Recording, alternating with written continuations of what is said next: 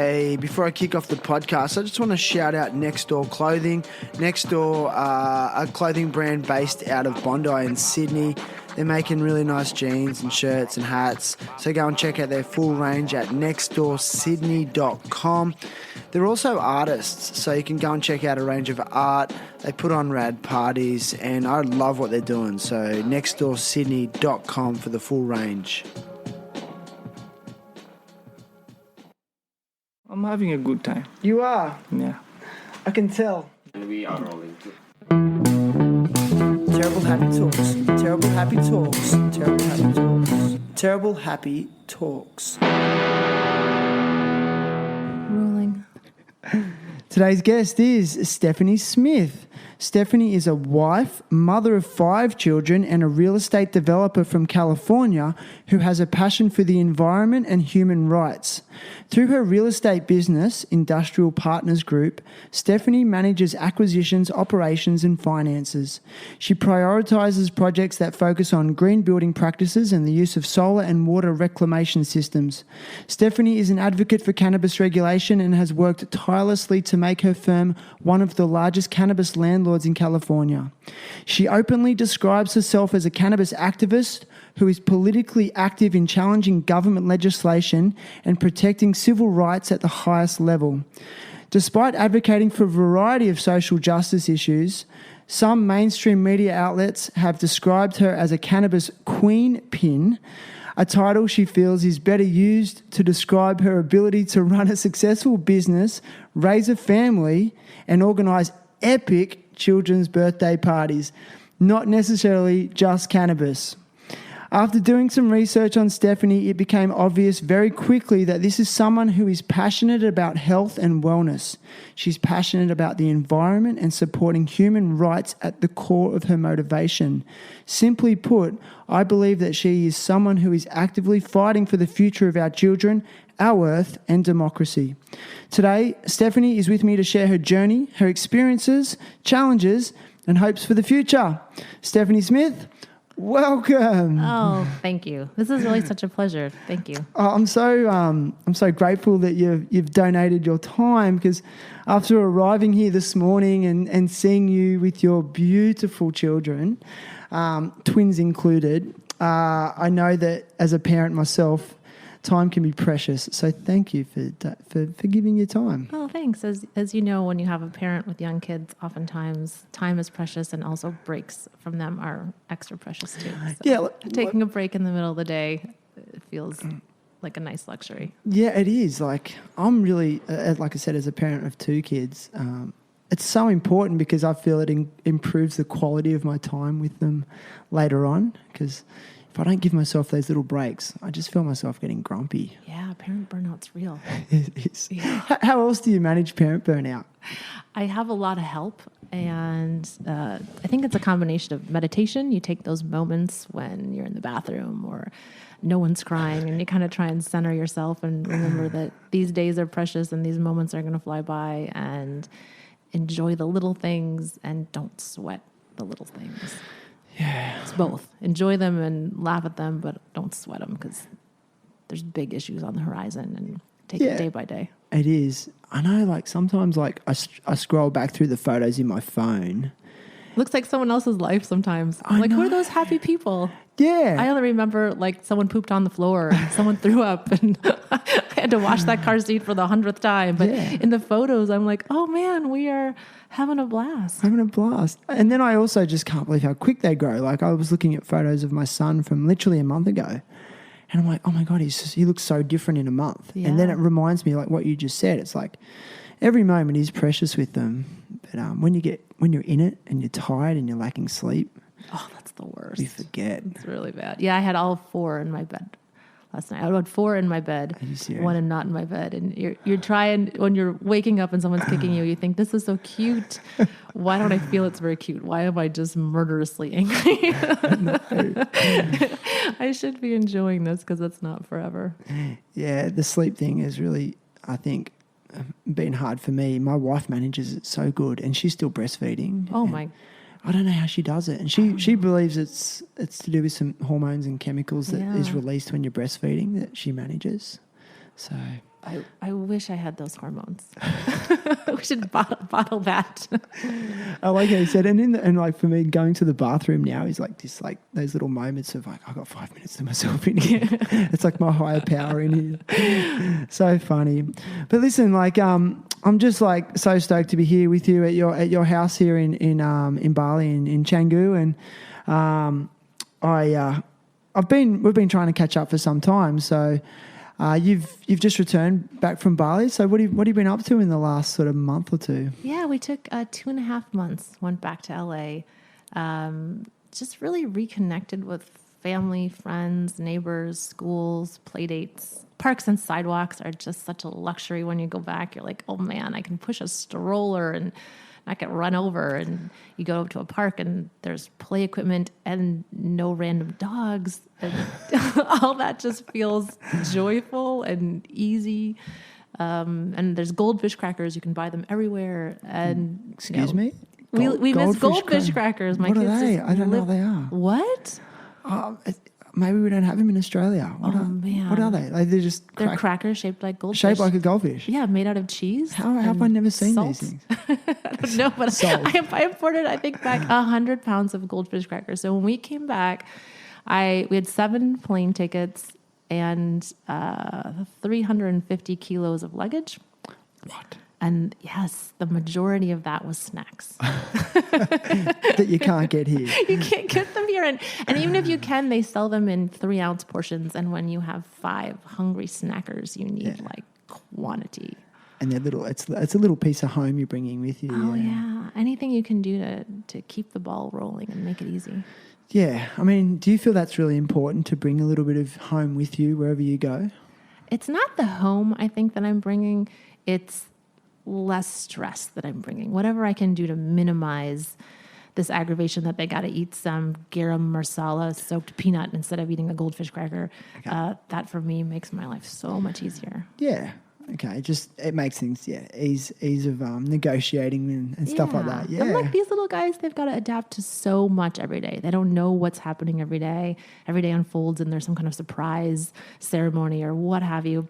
And to have that consistency, I think just makes their world easy. And familiarity. Yeah. Yeah, I agree. We're asking a lot of them. We are, aren't we? Yeah. I often forget that too. They didn't ask for this. No, they didn't. No. But at your core, like, is bringing them here, what's your motivation for your children immersing them in another culture and country? Yeah, I think that kids don't learn from words, they learn from experiences. So it's my job to give them the most experience I can give them.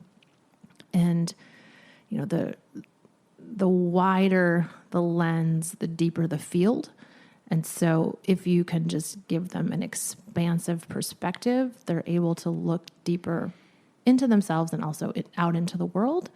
And I think there's an argument to be made that should be happening later when they're teens, but I think there's also this argument to be made, you start them young. And while I don't know that some of my kids will have this memory of living here if we don't stay for long enough, I think it soaks into their core. Would I be correct in saying that, like, you doing this and taking such a bold move, moving a young family over here, do you feel it's the first step in developing progressive thinkers? Yeah, I think it is. To be fearless, I think, is the groundwork, and to have low anxiety, I think, is the groundwork for progressive thinking. If you're fearful and you're anxious, it is really hard and maybe impossible to be truly progressive in your core because you're focused on your fear. And if you can mitigate that, I think your ceiling is that much higher. I agree. I mean, I know you've experienced this, but when I take my daughter to class and I see the diversity in her classroom alone, coupled with local culture and practices and traditions, I just immediately it reminds me every day that they would not be getting that where we're from back home. It's very, for lack of a better word, a bit more of a monoculture. It would be lacking the diversity that it has here. And I love the fact that my daughter is already picking up 2 to 3 languages, you know. Yeah, that is cool. Are your children picking up some of the local language here and there? Yeah, I've got one who's really got that language gene, and he just is talking to strangers and he's singing. And whenever we go and there's a group of Indonesians, he always bursts out into song and they all applaud him, and he just gets that feedback loop and he loves it. And then I got a couple others who maybe aren't as gifted in language and they can count and name the colors, but all that, you know, I don't think it's necessary that they're going to speak Bahasa and that's going to be a benefit to them. It's all the other intangibles, you know, the being able to communicate with people. That's really what we're looking for. I agree. And I personally, I believe it builds empathy as well. Yeah. And understanding. I think that's really crucial. Yeah, because I think, hey, we've all got in our phones or in our laptops, you know, the whole Library of Alexandria, you know, as one of my authors says, you know, we've got endless stories about oppression and pain, but somehow we feel very much like our culture is becoming less empathetic. And I think that's because we are more isolated and have less experiences, and our bubbles are becoming tighter and the walls of those bubbles are becoming less permeable. So for me, it feels like intuitive that empathy is linked to experience.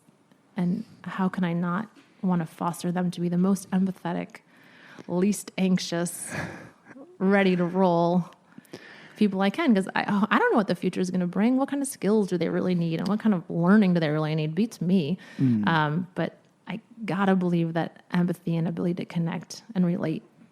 Yeah. If we don't know what our children are going to graduate, what sort of world they're going to graduate into, I read a statistic recently that the current generation coming through, they'll be doing jobs that don't even exist yet. And it won't be uncommon for them to change their career path up to 8 to 10 times.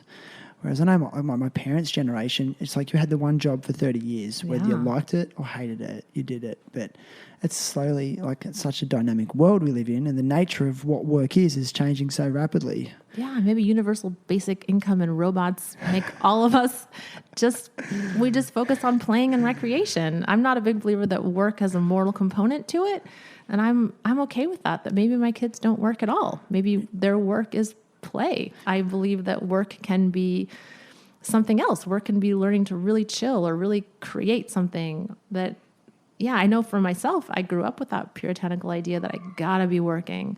And now I think, no, I don't. I really gotta be present. That being present is much harder than working.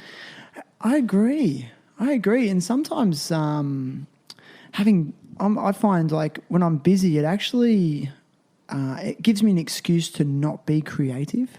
Yes. Because when you're in a space where you've got time to be creative, it can be really scary, you know. And sometimes if you busy yourself with menial tasks or jobs that you don't even really enjoy, it can also, without getting too deep, I think it can become an excuse for not being the best version of yourself or what you are capable of. Yes. Yeah, it's a and good I think point. this is why hustle culture. I really reject hustle culture. Hustle culture? Yeah, that's the idea that you always have to be working. You've always got to be hustling. You've always got to be monetizing your hobbies and your friends network. And that if you are taking time to disconnect and you're not tweeting and promoting yourself, that you are somehow not living your best life or setting yourself up to live the best life. And I really take a 180 on that. I see where they're coming from. And I see that my position to reject it is obviously privileged because I've already achieved a lot. But I think they're on that hustle culture is leading people down a dead end. Interesting. See, maybe I'm hustling right now with a podcast. Are you trying to monetize it? It's not monetized, but am I open to it? Maybe, later. But yeah, you've got me reflecting on myself now with that. Maybe I didn't think of it like that. But yeah, a good point. But going back to what you said before, you said when you were younger, you felt like you had to work. Like, where did you grow up, and why do you think that was, developed in you, that feeling? Yeah, I grew up in Minnesota. My dad left when I was little. It was just my mom. And she worked, but she really didn't have the capacity to kind of support us. So luckily we had relatives kind of step in and help, but it was still tenuous. We lived in a very small house with one bathroom. We all shared one bathroom, and you had to turn sideways to get in the bathroom. The door blocked the sink, and you had to be skinny and suck in your belly. And then you kind of scooted around the door to get into the bathroom. And yeah, so I started working at 13. I lied. This is back when you could just fill out a paper application and say whatever you wanted. And I forget how old I said I was, but I've been 5'11" since I was about 11 years old. And so to lie at 13 and say I was grown was no big deal. And legal age to work. Yeah, 13 was not the legal age to work, but no one checked. There was no way but check back then. And so I started working. What was your first job? I was washing dishes at Checkers Chicken and Ribs, which is a strange place because I grew up, my mom was macrobiotic back before people were macrobiotic, and we didn't eat any meat. And so to be in a meat-heavy barbecue place was pretty gross. Yeah, right. Yeah, I never stopped working. I never stopped. And I really didn't stop until, I worked every day until 2008, worked my way through college and through grad school. And it wasn't until that crash that I finally took a break. And so when you say working at 13, I mean, I actually had my first job when I was 14 in a video store. Like, renting out videotapes, like it's called Video Easy, or you guys might call it Blockbuster. We had Blockbusters. And similar thing, yeah. And in hindsight, I often wish I didn't start working so young. So I used to work on all my weekends, and I'm not actually any better for it financially. Nope. But I missed out on all these good times as a kid. Yes, yeah. Is that how you feel? I mean, I didn't have much of a choice. If I wanted anything, I was going to need to work. And that did give me skills, but I'm really sad for all the things I missed out on. I couldn't do basketball team or swim team because I always had to go to work. And so I don't want that for my kids, but I do appreciate how my work ethic that I think comes from that I learned how to work. But I wish I did not actually work. And certainly in college, I just had to work my way through college. And I don't want my kids to have to work like that. Cool. So you grew up in Minnesota, like a suburban sort of town, would you call it? Yeah, it's a suburb of Minneapolis. Cold? St. Louis Park. So it's a cold area? I'm not familiar. Oh, cold. I thought it was cold. Sorry. Yeah, it was freezing cold. Oh, my God, so cold. It would be well below zero, and you would just be frozen solid. And, yeah, the windows would we had an old house. I think it was nearly 100 years old and had the original windows. And it would be so cold if you got near a window and they were all leaky and they would just be covered. You couldn't see out of the house in the winter because it was covered in frost. Wow. Yeah. See, for me, coming from Australia, we have a very temperate climate. It never really gets colder than say 15 degrees Celsius. I'm sorry, I don't know Fahrenheit very well. But then it never really gets hotter than say 30 degrees Celsius. So it's very temperate, never too hot, never too cold. But when I hear those sort of stories, it's so foreign to me. I don't know how I'd manage it, to be honest. I can't believe people grew up in places they could be outside all year. I know. It's so... My mom, we had a grandfather, like a lot of grandfathers who lived in Florida. We'd go and we'd visit sometimes, and I would tell her, they have houses here. We can just move. We don't need to live where we live. I knew from a young age that was not the best choice. Yeah. So school in Minnesota, you went to elementary school, you did all your schooling there. Mm-hmm. Yeah. How would you describe your school years? Especially your early years, elementary. What are your memories of your school years as a young child? I did, school was always very easy for me. So I was lucky in that academics were never a struggle. And I happened to go to a school, which I feel so strange the way life is so circular sometimes. It was very much like green school in that it had complete freedom for kids. You didn't have any structure, and you could just do whatever you wanted all day. No one was really ever on top of you.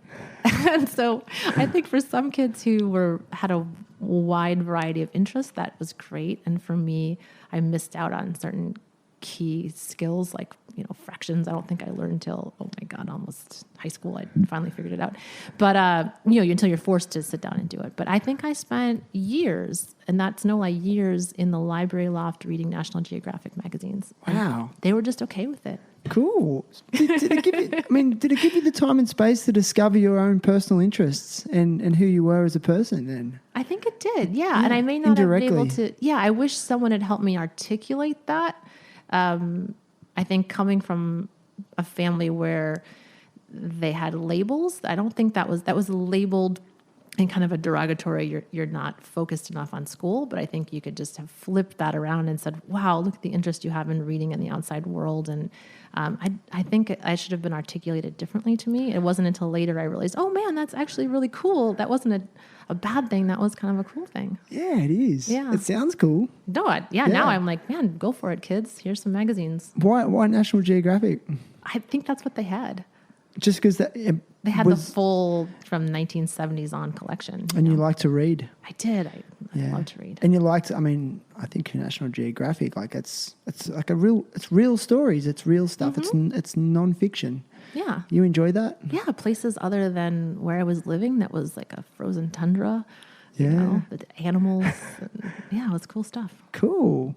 Yeah. So then high school years.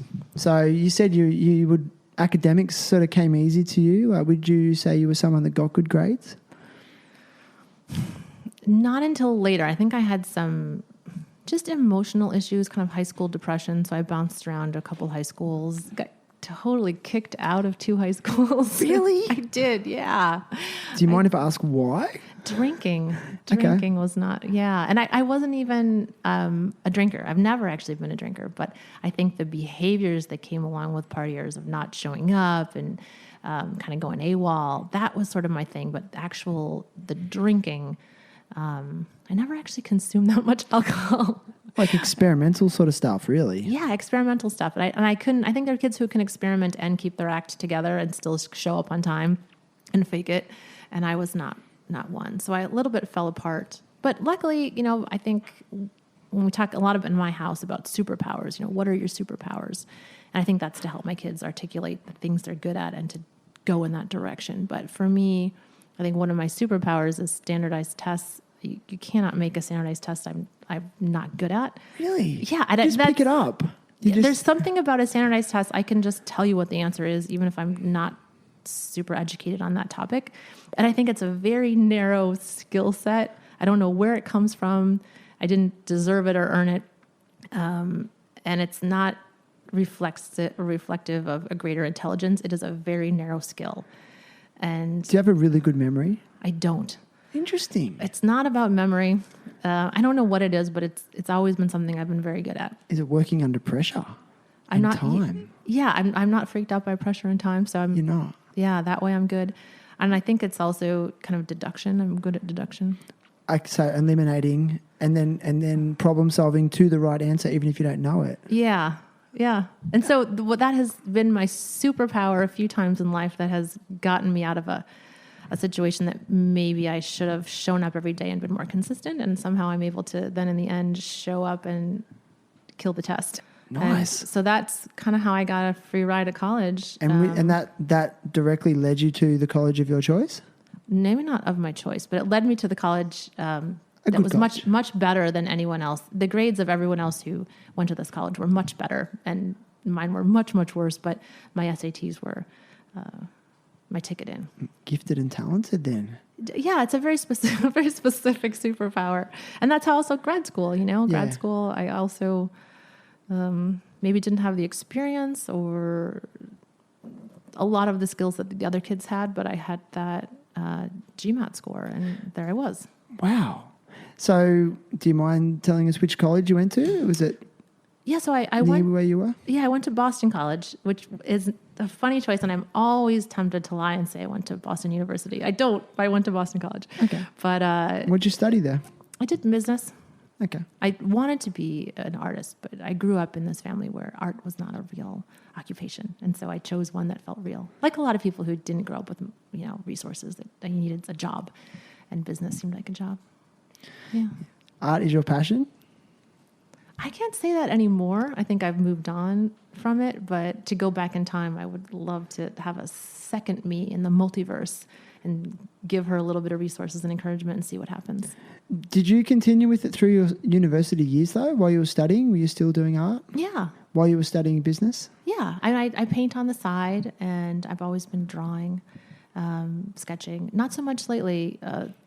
About the time my second child was born, I stopped doing painting. Yeah. life gets busy. It gets so busy. You spend so much time You do. in a canvas, and I just can't. I was talking to one of my friends the other day who doesn't have kids. He's someone I teach with. And he came to work and said, "Oh, I'm so tired today." He goes, "I watched like 8 episodes of this Netflix series." And I was like, you had time to binge watch 8 episodes of something? What a gift. What a gift. But so... I'm so relieved this is not like a pop culture happy hour kind of podcast, because I don't know what is on TV or what's going on. I wish I did. Yeah. Can I actually, to go on a bit of a tangent, since you've moved to Bali, have you disconnected from sort of mainstream TV and news and stuff like that? Because I know I have. I read New York Times every day. So I am up on current events. I think that's important for me. I'm politically active and I like to know what's going on. But in terms of TV, we disconnected them here at the house. We no longer have them. Amazing. Yeah. The kids have iPads, but that's all downloaded material, and I'm not watching Aladdin one more time. So yeah. It's not something, I'm really not on it. If I'm on my laptop, it's really work, or it's reading the news. That's exactly the same for us. And I find that you can actually sort of control what they're consuming in terms of visually, and also you can control the time frame. I know back home in Australia, it's often the TV is just on in the background, you know. Here it's not like that at all. We haven't had a TV for almost 2 years. I really do feel like it's the best thing I've ever done. It's kind of like, for me personally, it just frees up a lot of mental space. Yeah. And then for my daughter, she's super creative, like very artistic. And I know I'm biased, and I think she's the best artist on earth, but I don't think we would have been able to nurture it as much with a TV in the house, to be honest, because I don't know what it's like with your kids. When they look at a screen, they become so mesmerized and like hypnotized by it. Yeah, and there's a lag afterwards, the disconnect. And they can get real bratty and crabby and kind of, yes. Yeah. Yes.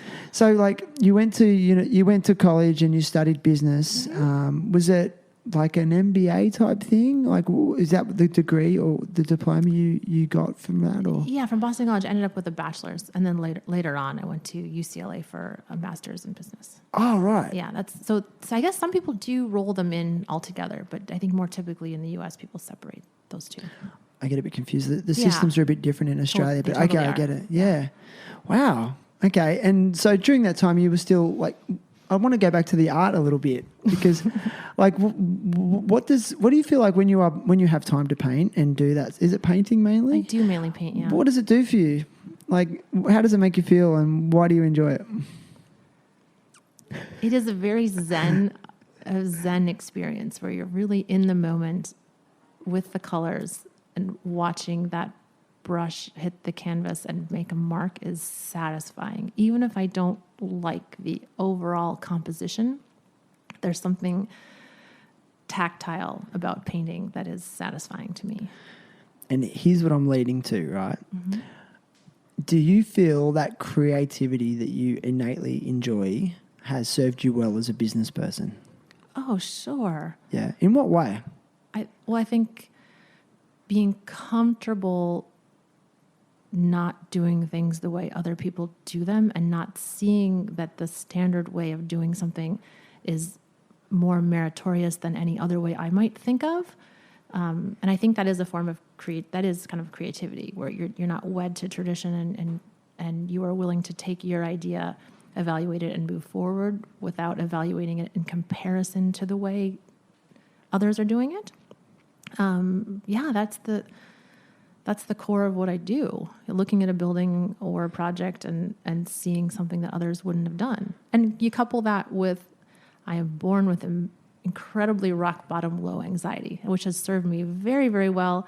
And also served me, I wish I had a little bit more anxiety. Really? Yeah. I'm always the first one to, if they would say, would you ever jump off a roof if your friends were? And I was like, yeah, I'm definitely the first one to jump. If you give me a pill, I'm the first one to swallow it. I am the first one to dive in, because I'm not that worried about stuff. See, to hear someone say that, that's just, for me, I feel like it's the words of someone who's so acutely aware of themselves as a person. Yeah. That's how I perceive that. Like, you are so aware of who you are and your capabilities and your strengths and weaknesses. Because I know for me, and personally, like, anxiety infiltrates a lot of what I do. And sometimes I'm not even conscious of it. But you're conscious that you don't get anxious. Would you say that you don't get fearful?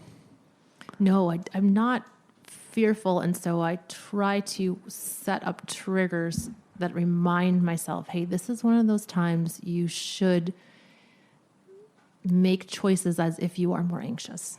Wow. It's so cool. Yeah, I'm trying to learn to be more, not anxious, but to make choices that people who are more anxious would make, because I think a lot of anxiety is self-protective, and I want to make sure I protect my kids, and I protect myself too, to make better choices moving forward that are protect myself a little bit. So, I mean, to me, I want to hear you say these things. I think it's a great strength that I wish I possessed. But has it also been a, conversely, something that has maybe caused harm or caused problem in your life because of that lack of fear sometimes? Has it been problematic, I guess is what I'm trying to ask. I think I'm very lucky. Lucky is the number one thing I would say. Luck is just the number one determinant of my outcome, of where I am today, was just sheer luck. Luck? Yeah. You consider it luck? Absolutely. So you're working on feel a lot. And so, like, if you're, like, I guess maybe I'll go back a step. So, like, when you were saying with business and creativity, and how are you making decisions about what you should pursue, I guess is the next thing I want to ask. Like, are you working on feel and then you're calling it luck? So, like, if something doesn't feel right, you'll challenge it or you'll do it, or I don't know. Does that make sense? I'm rambling now. It does. I hear what you're saying. Take a step back from that, because I don't think, from my perspective, I don't think that's a question that I can answer honestly, because I think it has some assumptions about free will and the role of luck and the choices we make. But I very much see myself as a creature with wiring. And I'm pretty convinced that none of us have free will. And so I see myself as a robot who is robot. I know what you mean. I know. Yes, I don't mean an actual robot. Metaphorically. Yeah, metaphor robot. And that I have certain wiring, and that wiring propels me forward. And when I hit obstacles, I don't perceive them as obstacles. I perceive them as a time to pivot. And I think that is a strength, but I'm always hesitant to call it a strength, because it's just my wiring. And so I make decisions. I will move forward in a direction, and I'm goal oriented in that I move, but I don't have specific goals. So if you ask me where I am in 5 years, I have no idea. And I don't actually find that question very interesting. I just want to keep moving, and whatever happens. And I'm just going to keep choosing every day the best. I'm not moving with a specific outcome in mind. And so that's why I think how I'm wired, and that is just based on luck, is where I am today, and that's how I make decisions. I just bump into a wall, and then I look around, and I pivot, and I keep going. I don't take it personally. What's the next option from there? Yeah, what's the next option from there? Yeah, thank you. You've sort of pulled me out of a hole then with the question I was trying to ask. You've answered it. I was sort of alluding to, like, how are you moving through life? Are you setting goals? And you were saying luck, but I don't know. For me, I don't like to use luck. I like what you're sort of saying in terms of, like, surrendering to life and using my moral compass to guide and direct me. And, like, I have very, very much been hung up on setting goals, and need to have goals and objectives for everything I do. But I guess lately I'm finding the more I surrender, the more purpose I'm finding in life. And when do things come up, and as they come up, then I pick the options that best match my moral compass. And I sort of feel the same sort of vibe of what you're saying there. So yeah, I think that's really similar. But I think we're all different creatures, and I absolutely know people who do better every day. They're able to overcome obstacles and frustrations because they have a specific end goal that motivates them. And I'm in some ways jealous of that. It'd be nice when someone says, where are you going to be, or what are you doing? What are your plans? It'd be nice to not feel like I'm making it up every time to really have something concrete, but I don't. And so I'm somewhat jealous of them, but I also recognize the way I operate is the way I operate. Or here's another question. Or are you at a stage in your life where you've achieved a lot and you've been able to achieve some security for yourself and your family and things like that? Are you more of a resting place or a place of peace where you're not as driven as you once were? Would that be something? Yeah, I am. It's a balance. I definitely, having been at one point homeless and living in my car and hungry, and I would go to, I think it was a Burger King, and I would steal mayonnaise packets from the Burger King, and then I had this huge jar of change, and I was out of paper money at one point, so all I had left was change, and paper money seemed like, oh, if I can just get back to not buying things with change, things will be good. And Wonder Bread was 29 cents, and I would go and I'd buy Wonder Bread and eat mayonnaise sandwiches. And then I got a hold of in the cafeteria, they had peanut butter, these little peanut butter things, and I switched over to peanut butter. But yeah, so I was that broke and hungry and homeless and scared, living in this car I bought for $80 at a police auction. Wow. Yeah, didn't have, one door didn't work, so I had to crawl in through the other side. And I had a tape. I can't even listen to these songs anymore, but it was a tape of the Animal House soundtrack. And the Animal House soundtrack was stuck in the tape player. And the radio wouldn't work because there was a tape in there. And the only way I could get the music from Animal House to stop was to take a screwdriver and jam it into So I'd drive around with either the Animal House soundtrack playing or total silence. And anyway, those days, as funny as that is now, because of where I am, I also have just lingering PTSD. So no matter how much I have, I'm always afraid I'm one step away from being back in my car with the kids.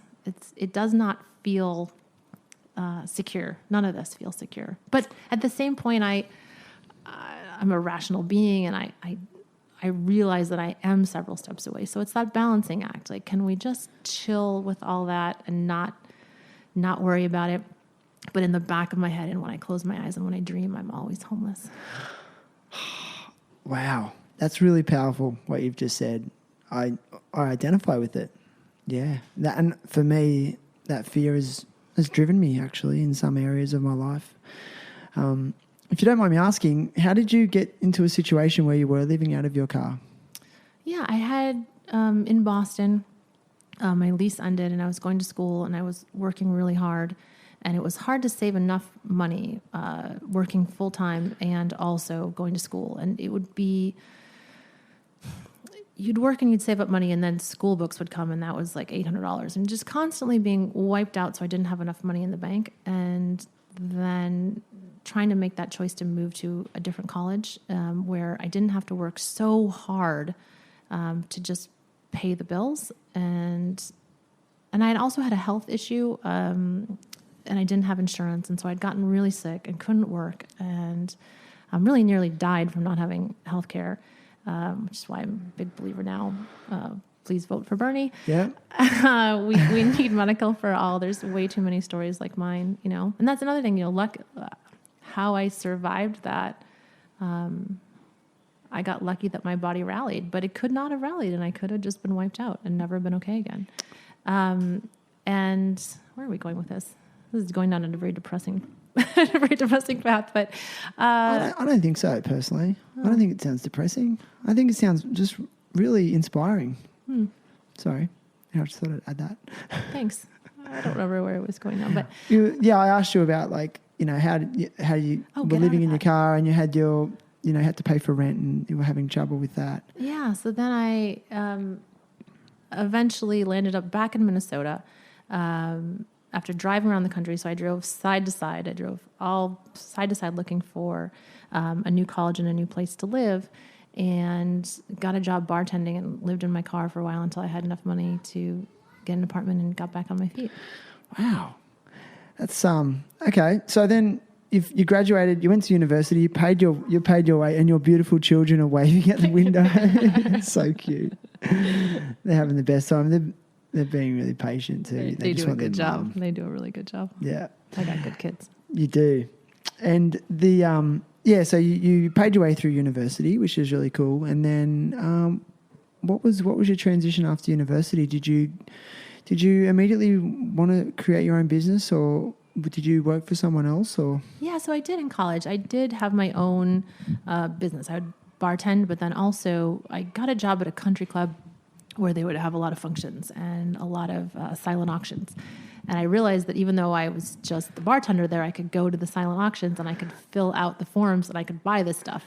And a lot of that stuff would not really get sold, that the people who were attending these private auctions, they wouldn't bid on stuff. And so I realized, hey, I can bid on this and take this. And then back then, this was before the internet. They had these papers in Boston you could publish. And so I was buying and selling things that I had gotten at private auctions, like helicopter trips. And at one point I bought a exotic cat. Sold an exotic cat. not one of those hairless ones. No, it was those things freak me out. It's not a Savannah. It was the smaller. It was like a Savannah, which is like a leopard, but it's mixed with a domestic cat, and you end up with a hybrid that was not supposed to be living in an apartment. Luckily, those things are they've got a market, and that thing went really quickly. But so I had this side hustles. I had a bedazzler, and I was bedazzling T-shirts and selling them to the parents, and all these little things, because I knew that working was not satisfying, but I didn't know what to do. Gotcha. Yeah. Yeah. And like, it's just like maybe you're in an entrepreneur. Have you always been entrepreneurial? Absolutely. That's so cool. Yeah, I wrote a book. I forgot. My statute of limitations is well worn out, but I wrote a book, How to Make a Really, Really, Really, 3 Reallys Good Fake ID.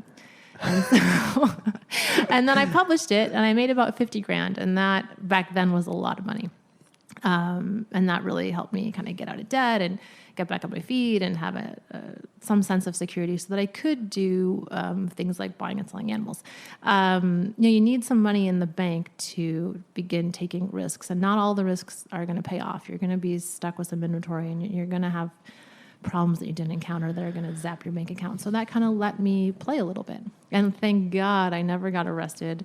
Nothing bad ever happened to me. That, once again, is just sheer luck, because I think I made about 500 IDs and then sold this book. And let me guess, was it during college years? Oh yeah, of course. Because you had just an unlimited market of people who'd show up to your apartment, and then what? Then you wrote a book about how to do it, because it was better than having this stream of people come to your apartment for 30 minutes. Except being a drug dealer, there's no other explanation for random people showing up at your house. That's so cool. Yeah. And that's okay. So then you wrote a book. So, did you publish it yourself? I did, yeah. So I was going to say, or did a publishing company? No. So I did, and I totally back in the paper days, you'd actually go and you'd print the photos and you'd lay them out. Xerox it? Yeah, but colored copies at Kinko's, and I'd spend all night binding these things. And how would you distribute that? So I went calling. I got a phone book, and you'd look for bookstores and begin calling bookstores. Then you drive over there, and then I had a notebook where I'd say, this bookstore has 10 copies. Follow up with them, and I'd call them to get my check. And yeah. See, I think these are the little details that I think some people don't hear about successful people. All the crazy shit we do. Yeah, all of us have the story. That's what I mean. Just the fact that, the detail of going through the phone book and finding the bookstores and then probably driving it around and Xerox, probably spending a lot of time in the print shop, getting them made. And that's really different print shops, because you wouldn't want each Kinko's to have a full copy of your book. So you drive around. Why would you want them to have a full copy? So because you're not supposed to. Yeah, it's illegal. Writing this book is illegal. Yeah. So you're smart enough to know that you've got pages 9 through 13. You've got whatever. you got just the cover, because the cover says all of it. The cover tells you exactly what I'm up to.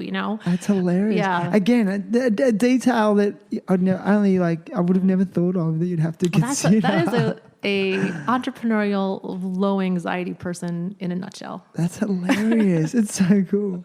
And you sold enough to make $50,000. Yeah, I did. And people for years would try and find me and ask for more copies. And do you think that speaks volumes about the alcohol age limits in America? Yeah, it does. We won't go down that rabbit hole, but yeah, that's so funny. That's so cool. I think it's cool. Just the entrepreneurial spirit of it. It was an artistic project. I took a canvas and I painted it like a giant license. Yeah. And then you'd stand in front of it. I would take your photo. Hilarious. And then, it was a cutting project. So you'd have to cut the Polaroid out and peel the back off. And then, I had this little stamp that would kind of mimic the hologram on the license. And you had to be really careful. It's gold dust. It's so many. It was an artistic endeavor. And I think being artistic helped. I made a quality product. It's so funny. Yeah. So we'll go back to after college, then you graduated and you started thinking about other ways to be entrepreneurial. Mm-hmm. When did you get into the real estate sort of business and game? Yeah, so that was in early 2000s, and I had taken up golf and decided I wanted to just teach golf in Arizona for a while. It's been reported that I was going to be a golfer, but I never was good enough to be a golfer. Let's just be totally clear that it's not. No, I just wanted to teach golf. You were decent. I was decent enough to teach, but definitely not decent enough to compete, and not even close. And I thought it would be nice to take a year before grad school and just kind of chill. I had some friends in Arizona, and they had this life that was just so unlike my life in Boston, where I was just working nonstop and living in an apartment. I lived in a dining room. I didn't even have a bedroom. I lived in the dining room of this apartment, and we had rats, and it was no AC, and it was awful. And here in Arizona, people had homes with pools, and I thought, oh, this is much better. I'm going to teach golf and kind of chill. So I met some people, and we'd go to dinner, and they weren't particularly bright, but they had 4 or 5 homes and had a fancy car. And I thought, well, how are you doing this? And that was lucky to be in Arizona before the crash, where you could get a stated income home loan. And of course, you would just lie. I make $8 million a year and I have no expenses. It surely couldn't be that easy. Was it that easy? It was that easy. Any idiot could do it. And I knew a lot of idiots who were doing it. So I thought, well, I'm going to do it too. So I filled out this income loan, and I forget how much income I said I earned and how much money I had in the bank, but it was a complete lie. And not only did they give me the keys to the home at closing, they actually gave me a check that I was able to overborrow. So I walked out of that escrow with more money than I'd ever had and the keys to a home. And I didn't have payments for 60 days. So that is the key to a lot of people's success, was easy lending criteria. And I don't advocate for lending criteria to be that easy. That led us down a off a cliff, really. But certainly the way lending is now is not good for any entrepreneur. It's way too hard, way too expensive, way too strict. There's a middle ground. But yeah, for me, that was great. I'm naturally a saver. I'm good with money. And so I was able to do some wise things and make some good choices. Yeah. So you, like you said, you bought a property, and then you got tenants in there. I flipped it. You flipped it. Okay. I just flipped it. I began just painting, and I've always been, good with my hands and unafraid of hard work. So I would do all of the gardening. I'd be up until midnight after the sun went down in Arizona, doing gardening in the backyard, planting trees and bushes and painting and drywalling. And I knew enough electrical to rewire some stuff. And then I got into tile, and I would just be working nonstop to retile bathrooms. And so within a few years, I had done 30 some homes. Wow. You flipped them all. Yeah. Amazing. Wow. I've renovated one place I did in Australia before I moved over here. And that's hard work. It's very hard work. And that was whilst employing tradespeople. I was still doing all the other things I didn't feel like paying for while working. And it's hard. Yeah. So, wow. 30. I definitely had tradespeople. Yeah. You have to have them for something. Yes. Definitely plumbing and electrical. They're the things I never wanted to touch. But things I could never justify paying a painter. So I'm like, I can do that. I can do that but in the night. night. It's hard work. So hard, and your hands are blistered, and those calluses didn't go away for a long time. But now I'm definitely can mask and paint a bedroom lickety split. You get your techniques down. Totally could, yeah. That's so okay. So after doing that, then at what stage did you then develop your own company and a registered business for this kind of thing? Yeah, so I saw, there was a crash coming, and it was clear to me that there was a crash coming because everywhere around me, everybody had multiple homes. And I'd go to Home Depot, and the people I bought, the cashiers were like, I just bought another home. Now I have 3. And I think, like, you make whatever Low that was, income. $10 an hour. Like, this is just not going to last. And so I sold everything off and only lost money on, I broke even on my second to last home, but I lost a little bit on my last home. But that is an unbelievably lucky position to be in. People missed that crash coming and lost everything. Wow. So then I went to grad school and didn't own homes for a while. And then a few years later, I knew I didn't want to do homes anymore. The crash just kind of freaked me out about home values. I wish I could go back in time and do that a little differently, but that's how I was just unsure what was going to happen. But it seemed like commercial and industrial real estate were so cheap. And so I was living in Brazil. I'd bought a beach house there, and I was living on the beach. And I've always been one to peruse real estate listings. Some people have like shopping addictions or porn or whatever, but for me, it's like hang with my wife. Yeah, it's a pure hobby. Yeah, she loves it. Real estate magazines, she'll just look at them. Yeah, anyway, so I'll just look at listings. Yep. Yeah, just check out listings, and then now we have Google Street View, and I can like drive the neighborhood, and I'm just really into it. So I began seeing all these listings, and they seemed so cheap, and I had cash, and so I just began buying commercial stuff. premises. Mm-hmm. Okay. Yeah. So I began buying stuff, and not quite sure what I was going to do with it, but I knew there's no way we're going to see these prices again. This is Los Angeles. And then cannabis kind of unfolded, kind of fell into my lap. I had a friend, and his best friend was a grower, and he had been asking me, can I please lease a place from you? It's hard to find places. And I thought, well, this is the only guy in LA who's growing cannabis here, so why don't I set him up? So I set him up in a building, and he did really well. And he actually retired and went back to law school. And when he left the building, it's built out for cannabis, and that's a very specific looking build. When you see one cannabis grow, you know immediately what that is. But I thought, I thought no one will recognize what this is, because who else is growing cannabis in LA? Nobody. So I just took pictures of the building, and I listed it. And I'm thinking, well, it's got high power and a lot of water and not a lot of parking, so it's probably going to be a laundromat, or it's going to be something, nail salon you can walk to. And just within 15, 20 minutes, I had a bidding war of cannabis growers that had seen the building, recognized what it was, knew how much money they'd saved to get in there, and they began bidding. And I realized, oh my God, there's a lot of people growing cannabis in LA, and they all need space. And as an owner, that was an optimal situation to have renters bidding for the rent. Oh, sure. That's the dream. I got 3 times what I thought I was. And this is post changing of the laws? Yeah. So or was it on the cusp? No. So that is the difficult questions. This was definitely gray area. Now, cannabis has been legal in California in one way or another for 20 some years, but how it's legal and who those laws apply to are so gray that you could use it if you were sick, but you couldn't grow it or sell it. And in fact, the land use portion, which admittedly is the most boring part of cannabis, is your zoning. That didn't really happen until 2018. Where it became more clear. And even now you still have some gray jurisdictions, or just the laws are not clear, and they leave them unclear so that they can kind of screw with who they don't want, and they can extort the people they don't want. So manipulate. Really extort. Corruption thrives in a gray market.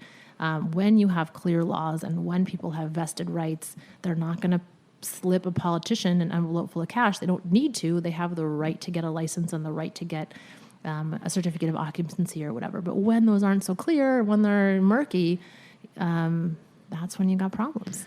Right. And so that's where you sort of came in a little bit. So you started buying up more of these commercial properties, and then you were to sort of, I guess, serve a market that was there. And needing, there was a demand there. Am I correct in saying that? Yeah, it's a huge demand. And we were trying to meet that demand and service for them. Yeah, and these were great tenants. They paid. They were very careful to be good neighbors because they didn't want problems. They were very careful to maintain the building. That these were unbelievably great tenants that had a bad rap and were doing great work for society. and that weren't supported by the laws. So were you slowly starting to see their rights being eroded or mistreatment of these retailers? Yeah. Is that what was happening over time, that, they were your tenants, but then you would maybe be witness to them being robbed and extorted and harassed? Yeah. You witnessed, okay. Every single tenant I have had has been extorted by the police or the utility company or a neighbor. I don't have a single one who hasn't had that happen to them. Right. That has been in the business for a long time. I mean, now if you're getting into it and you've never been in it and you've in a good jurisdiction, that probably won't happen to you. But we're now talking from 2008 on. So yeah, those people have stories, and what had happened to them is total BS. Yeah. And I thought, well, let's give you a safe place that's got sprinklers and it's got insurance. Let's give you a safe building and make sure that you are building out to code so that your building doesn't burn down or explode and your workers are safe.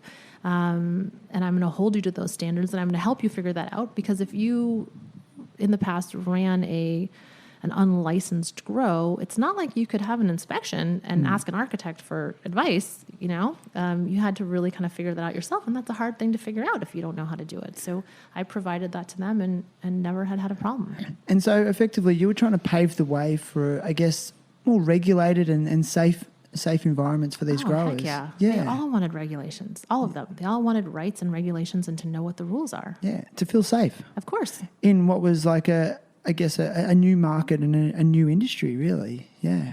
So at what stage then, what evolved? What's evolved over time from that first place that you rented to a cannabis retailer? What's evolved in the last, say, since that began? How long ago was that? 2008. 2007. Really. So that's been quite some time. Yeah. Wow. And so it's evolved into, regular meetings with local government officials, or how have you tried to improve the conditions for these retailers? Absolutely. So you move from kind of being a passive watcher and having, legal staff kind of track city council meetings and track what's going on, to realizing, hey, I got to stand up. My tenants aren't necessarily the people who can articulate their needs. These are people who have lived, they're mostly indoor farmers. They're not people who are going to be able to articulate zoning laws at a city council meeting. So that kind of fell to me and my team. And so we began not just watching, but kind of actively participating and trying to help municipalities craft laws and let them know what the issues are. I think if you don't know in your municipality, you think, ooh, there's some easy money out there, I'm going to tax this to death.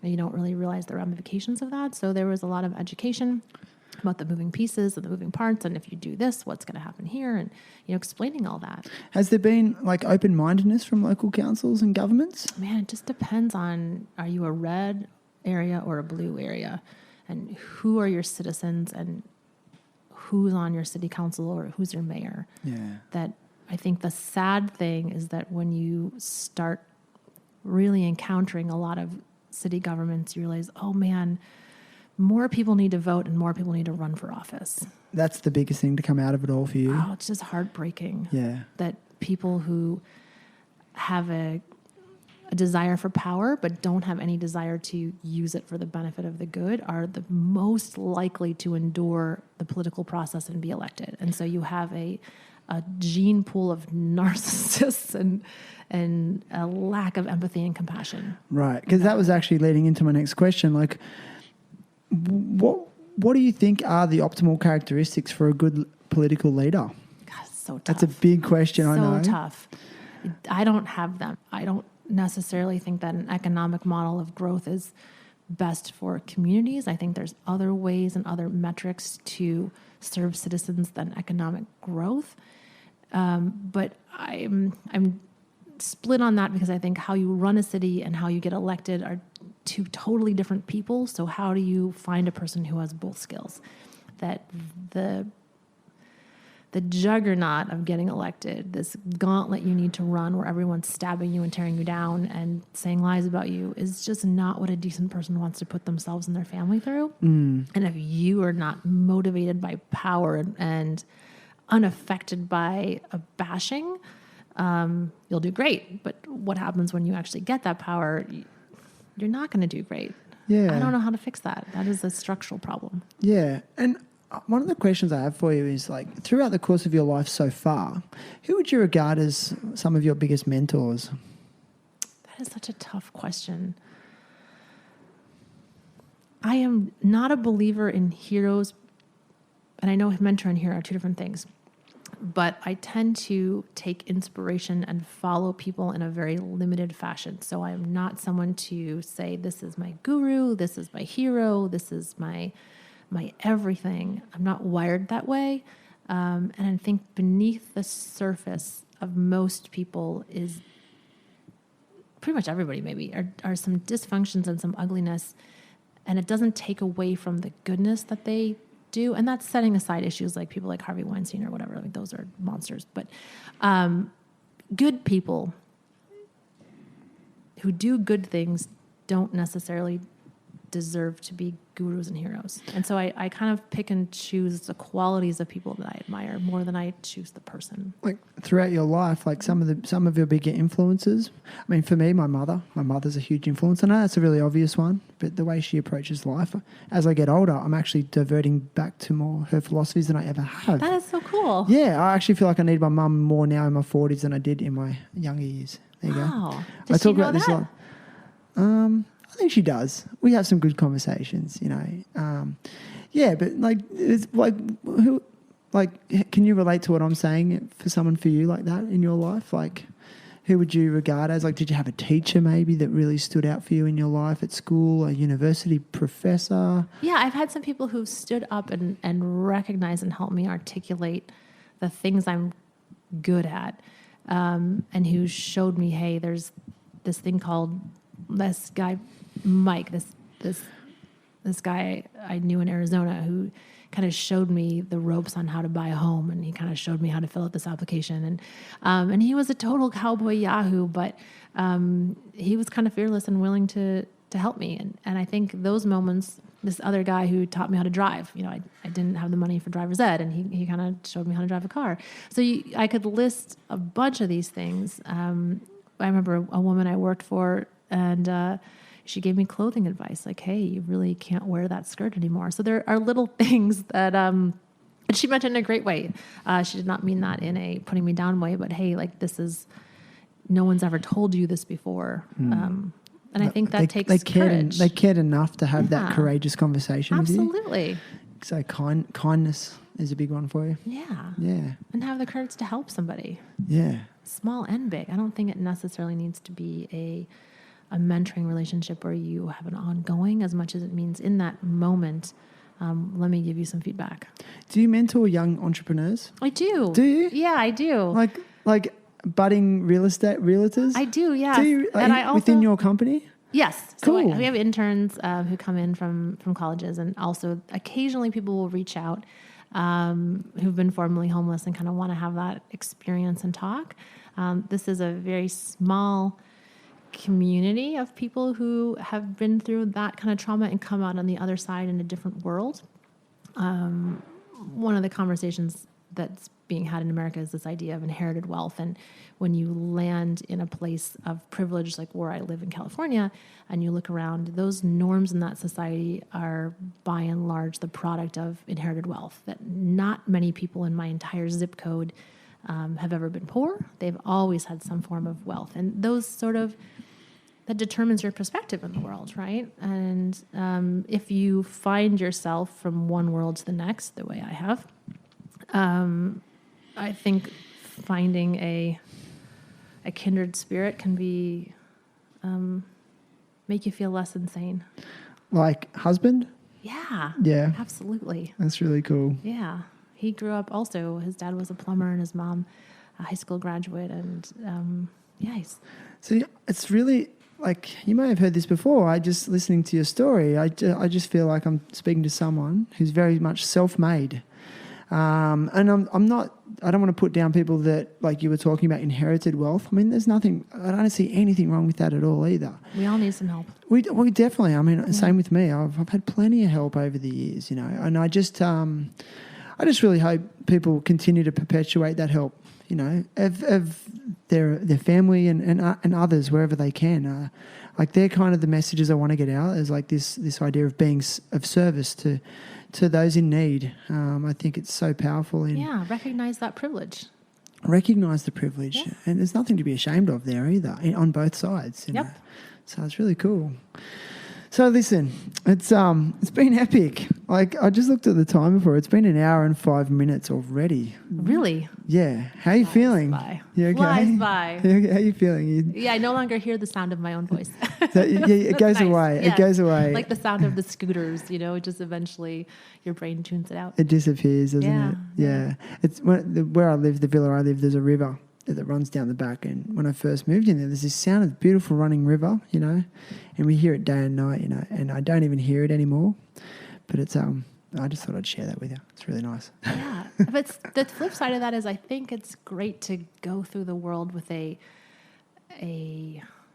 fresh perspective. When we first moved here, every sight and every sound and every person on a scooter, carrying a chicken and also whatever, you noticed and the it whole all. family. The whole family and some animals, and every temple and every random monkey, you noticed it. And then recently when we landed, again, we got all the way to the house and I realized, man, I didn't see a single rice field. Yeah. I somehow tuned it out. And that is so special about traveling to a new place is the way your eyes and your brain are wide open. And I don't want to lose that. Yeah, me either. Now, listen, I've got one more thing I want to touch on because I'm just really personally interested on your because I've been doing some personal research about this. On your website, you say that you're an advocate for psilocybin. Yes. I'm super excited about the research coming out of psilocybin that they're doing currently, just for the fact that the epidemic of mental illness across the world globally is growing, like people being treated for, depression, anxiety, and some of the results that seem to be coming out of research and the use of psilocybin are really exciting because there's also a lot of harm associated with prescribed, medication for these to support these illnesses. I know I've had personal experiences with it in my extended family, and how addictive those substances can be. So, would you mind sharing why you're an advocate for it? Why are you excited by the prospect of it and the use of it? I think expanding our minds and getting over mental illness, trauma, disease, addiction, fundamentally changes society more than electing a specific politician. That you got to change the masses and how we think. And this idea that psilocybin can help us create a new reality, become more comfortable with death, see our addictions and our issues and our traumas in a different light, and that it's essentially harmless and it's essentially free. And it's essentially our right as human animals, and I see us as animals on this planet, is to have access to these plants. And it's really, really powerful. I don't necessarily think it should be monetized. I don't believe that we should be looking at the same model we do for cannabis. And I can't go back in time and change the model for cannabis. But I do believe we should change the model for psilocybin. And there is a group I'm working with, Decrim California, and they have written a ballot initiative. And I had written my own, but they had written a competing one. And we met, and they had already a ground team. And so I just decided to abandon mine and go with theirs. And I will say that I am very, very impressed at the degree to which they committed to making this not monetizable. No one is going to get rich from psilocybin, and they're very committed to that it should be nearly free, it should be very open, and I loved it. So I've gotten behind them. I've got teams out collecting signatures for them. They got 1 million signatures to collect, and I hope they get that on the ballot. I think they're going to win. Yeah, cool. Yeah. It's exciting, and I am personally excited about the fact that, cannabis is becoming, more recognised, and it's become an industry in California and Colorado. And my knowledge is limited legally. In Australia, it's decriminalised in one state of the country, where it's not legal, but it's decriminalised, where you receive a fine for having over a certain amount, and you don't actually necessarily get a criminal record and things like that, which I think is a really good step forward. Because I guess for me personally, I've always found it really odd that they wouldn't make something like that legal, because it would fundamentally just at a very base level, would just remove a black market, and the money could be, it could be taxable and put into the economy for positive things. And like, again, my knowledge is limited, but at a base level, I've always hoped that it could remove a black market and that the seedy, I guess, the underbelly of drug dealing and things like that. And I guess with psilocybin, I again, limited knowledge, but excited about what I consider to be plant medicines. And in Australia, our Indigenous population call it bush tucker. And I just love the idea that it's literally something from the ground, unprocessed, can be very supportive in resolving things like trauma and anxiety and depression and addiction. It can actually help with addiction, is an article I've read. Like huge results with people who smoke cigarettes who couldn't quit cigarettes. Yeah, cigarettes and opioids and opioids. Alcohol. Yeah, I'm just like, wow, so. And people grappling with their own mortality, sick people who. Oh, is that another big one? Yeah, so you get like people with terminal illness. Terminal illness, and right. how to accept that ending and go in peace. And I'm a big believer we all deserve the right to end our lives when we feel like we want to tap out. And to die fearlessly and with acceptance, if that's what we want. You should be able to do it however you want. But I think there's a lot of people who want that. And I think that psilocybin is going to start fostering a conversation about death and dying that I think Americans in particular need to have. Do you think it's actually assisting with people like finding spiritual connections as well? And do you think it's linked to spirituality? Is that too deep? No, it definitely is linked to spirit. You're asking someone who's not spiritual.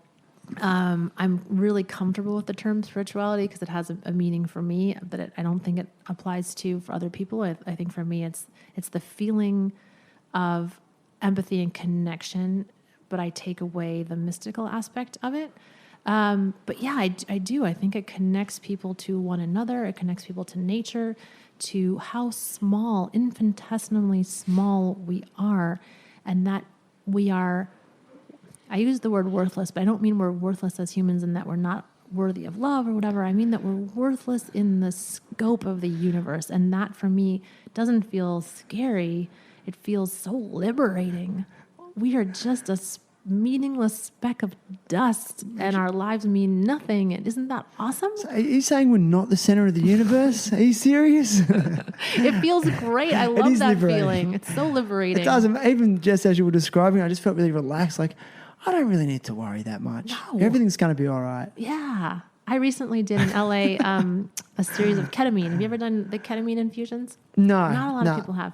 I have heard of ketamine, but yeah, I don't know. I don't understand. Like, is it similar to? Is it a psychedelic? It is, yeah. Okay, yeah. It's a synthetic psychedelic, and it's widely used. And you can do infusions where you go and they start an IV and they completely give you this hero dose of ketamine. And I was like, sign me up. Let's try it. Mm-hmm. And yeah, it is just going down the rabbit hole of your own mind. And unlike psilocybin, where you're like encountering more creativity. This is more you're encountering for me at least, the mechanics of how I'm working. And I just felt at peace and I felt so small, and I went down a tube where I hit the very end of the tube and I encountered death, and it was like a membrane, and I tapped on the membrane and I'm not sure what was on the other side, if anything. It just felt like I'm okay that there's nothing on the end of this membrane. And then I came back out of the tube and yeah, it was really remarkable. Really, didn't bring anything up, uncomfortable up that you hadn't confronted it. You might have needed to confront about yourself. Yeah, I wanted to. So I had a list going into it. And they say the best way to do it is just ride. Let the ketamine, or like psilocybin, let that journey take you where you need to go. But I had a list of things I wanted to get off my plate. And so in the midst of this journey, I had an old boyfriend I wanted to apologize to. And I did. I kind of manufactured a megaphone, and I'm sorry, out into the abyss, and of this waterfall made of pink fur that I was riding on a chariot made of whipped cream. And wow, sounds super healing. Yeah, emotionally, spiritually healing. Yeah, that sounds like a spiritual experience to me, and a healing spiritual experience. Yes, I think it depends on how you're wired up. They say some people have these ketamine infusions and they're stuck in a box, and the whole hour and a half they're just stuck in this box and they can't get out of the box and they find it really uncomfortable. And I think that's sad. And man, I feel bad for them. But yeah, that was not my experience at all. Yeah. I got to explore a world I created myself and make of it what I wanted. I went down a little bit of a rabbit hole of research on psilocybin recently, and there's a fungi researcher called Paul Stamets. Yeah, he's super famous. Super famous, super interesting. He's dedicated his life to the study of fungi, not just psilocybin. Mm-hmm. But he actually really believes that it has the, like, he doesn't want to say it publicly, but I think he said something like it's actually can regenerate brain cells in your brain. Like and he calls it a neurotropic vitamin. So he's like, it's doing no damage. In fact, it's actually helping your brain. Like, it's not damaging your brain. And there's this misconception that it is something that's damaging to people, but he really stands by the fact that it's not after a lifetime of research. And I'm very, very curious as to watch how this story unfolds more and how it starts to hit the mainstream. I mean, I can only speak from my experiences in Australia. It's still very like a topic that you wouldn't really be talking about as something that is potentially helpful to society. But in California, it is more progressive in California. Yeah, and we've been on the forefront of cannabis, and certainly people are really into plant medicine and holistic medicine. And there were some, we did some workshops on, the language and how do you approach people on this topic. And it turns out people are really happy if you say, hey, would you like to legalize magic mushrooms? If you talk about psilocybin, people have no idea what you're talking about. But magic mushrooms, that word and that phrase, I think people who've had an experience with it feel really happy about it. And people who haven't are curious, and it seems harmless and fun. And we've all now recognized all the BS we've been sold about cannabis, and we're real skeptical of what the government says about plants. We recognize the government's not giving us accuracy. And so I think that at least for us in California, it's on the way. See, I think that's part of what I'm really excited about with cannabis and how it's been legalized in California and Colorado. I also see it as a way, it's sending a message to the world. It's like, hey, don't believe the bullshit you were fed for so long. It's not necessarily evil, and even from a kid growing up, I was just constantly told that these things were evil, evil, evil. Yeah, so scary as a kid. Oh, petrified. Yeah. Petrified. And then times I experimented with it, there was a lot of guilt and shame. And that was actually what was harming, like the harmful part is the guilt and the shame, because I was told that it was such a bad thing to do to your body and stuff like that. So I think there's an unmasking now. People are unmasked and out of the closet on cannabis, and this idea that you use cannabis, you never tell people. And now, of course, you just offer them gummies and it's totally normal. Yeah. And now you got microdosing, people who are just microdosing cannabis and now microdosing mushrooms. Well, what do you think of microdosing? You talked about hero dose of a psychedelic to really go deep into your psyche. Again, talking to you, even just being here with you is out of my comfort zone, and that was one of the reasons I want to talk to you, because I want to improve my knowledge and understanding and hear perspectives of people who have knowledge and understanding. So what is your perspective on microdosing? And there is talk about it. I'm hearing more and more talk about it. Yeah, it is so promising. I think these undetectable doses where you're not having any effects are really elevating mood and helping people maintain their perspective they get from hero dosing. Or you have people who've never hero dosed and just take a very low dose and see an elevated mood and see changes in perspective. And isn't that cool? Because the pharmaceutical industry has made all these products really for depression and what have you, but really none of them have been great. Yeah, and a lot of them show no positive effects at all. Band-Aid solutions. Yeah. That have the potential to be addictive and then cost money. Yeah, and are not effective. You get no difference between them and placebos. Yeah.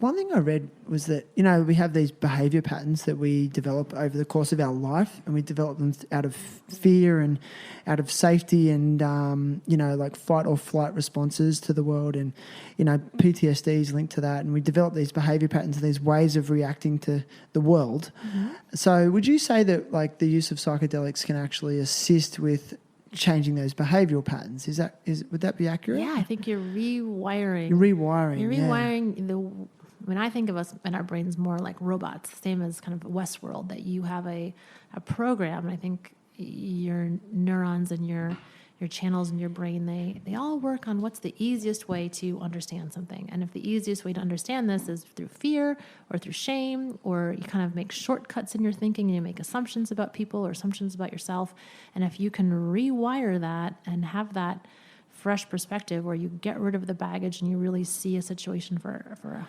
the freshness that it is today without that baggage from the past. Without ego and preconceived notions, and without the shit your parents told you and all of that, then I think you're able to kind of start fresh. And I that's really powerful. Same as when you land here and everything's fresh and new, and you set things with intention and you breathe in an experience, and you don't have a preconceived notion about what nasi goreng tastes like when you land here. You just are experiencing it. And I think we all could use that without having to travel so far physically. Steph, it's so interesting. I'm in awe.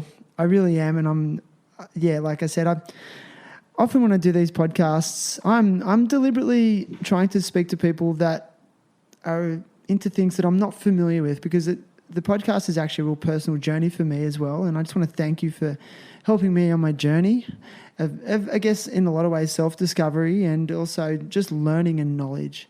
I really, really appreciate your time and knowledge. I felt really out of my comfort zone throughout this conversation, but I actually am now recognizing that that's where I want to be. And sometimes I carry a lot of, I guess I get a little bit self-conscious about coming across as being not like uneducated and sometimes dumb. But you haven't. Goodness, no, sorry? no. I know, but I don't think anyone has. That's interesting that you would see yourself that way. I know that, and that's something I'm working on. That's why, like, by doing the podcast, like, it's getting me out of that. And I feel like you've helped bring me out of that today. So I just want to thank you for that. And I also want to ask you, like I'm asking all guests now, to come to the podcast with a cause that they want to advocate for or support, that I can then link to your episode show notes, which then will follow the episode around on the various platforms that it's published on, so we can support that cause. So do you have a particular cause? Like, I know you've got many, but... I do, but let's roll with the theme and go with decriminalization of psilocybin in California. Okay. It's on the state, going to be on the state ballot, hopefully November 2020. Okay. All you Californians out there can find the petition, download it, and sign it at decrimca.org. And mail that sucker back in. They need to get 1 million signatures in the next couple weeks. They got about 5 weeks left.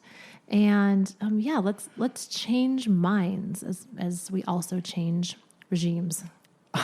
That's such a good quote. I'm going to make that the episode. Change minds as well as regimes. Yeah. That's cool. Well, it's powerful. On the fly. It's on the fly. It was organic. It felt good. It tumbled out. Now, okay, so I'm a one-man show, and today, though, I'm very lucky to have the lovely Christina, the photographer, with me. She takes beautiful photos, and I don't get to have her on every episode, so I just want to thank Christina for shooting this episode. And thank you, Christina. You can actually visit her website on christinathephotographer.com. Is that correct?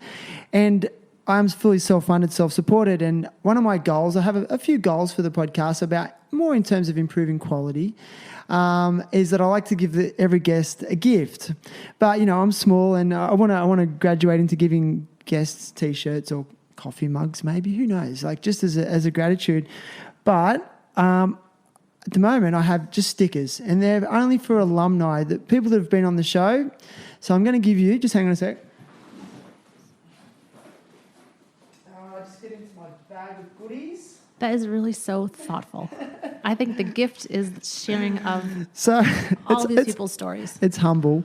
But this is the THD, which is the Terrible Happy Talk Circle logo sticker. So cool. It's reserved only for people that have been on the show. So if you see someone else with this sticker, it means they've been on the show. And there is now 43 of those people. So thank you, Steph, for being on the show. There's your alumni sticker.